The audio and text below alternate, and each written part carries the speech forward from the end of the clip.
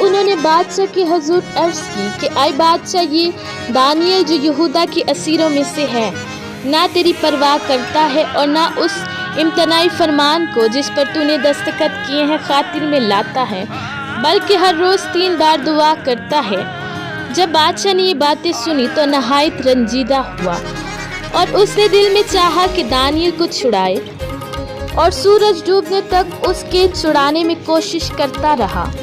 پھر یہ لوگ بادشاہ کے حضور فراہم ہوئے اور بادشاہ سے کہنے لگے کہ اے بادشاہ، تو سمجھ لے کہ مادیوں اور فارسیوں کا آئین یوں ہے کہ جو فرمان اور قانون بادشاہ مقرر کرے کبھی نہیں بدلتا۔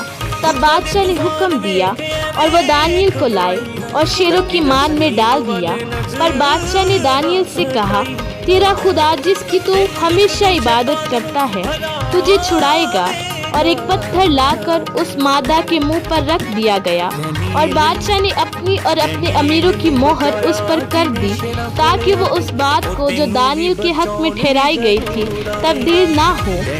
تب بادشاہ اپنے قصر میں گیا اور اس نے ساری رات فاقہ کیا اور موسیقی کے ساتھ اس کے سامنے نہ لائے، اور اس کی نیند جاتی رہی۔ اور بادشاہ صبح بہت سویرے اٹھا اور جلدی سے شیروں کی مان کی طرف چلا، اور جب مان پر پہنچا تو غمناک آواز سے دانیل کو پکارا۔ بادشاہ نے دانیل کو خطاب کر کے کہا، اے دانیل، زندہ خدا کے بندے، کیا تیرا خدا جس کی تو ہمیشہ عبادت کرتا ہے قادر ہوا کہ تجھے شیروں سے چھڑائے؟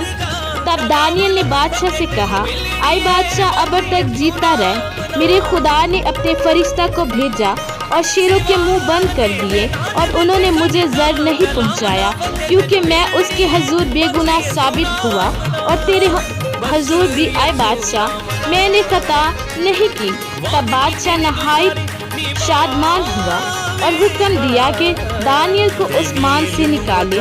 بس دانیل اس مان سے نکالا گیا اور معلوم ہوا کہ اسے کچھ زر نہیں پہنچا، کیونکہ اس نے اپنے خدا پر توکل کیا تھا۔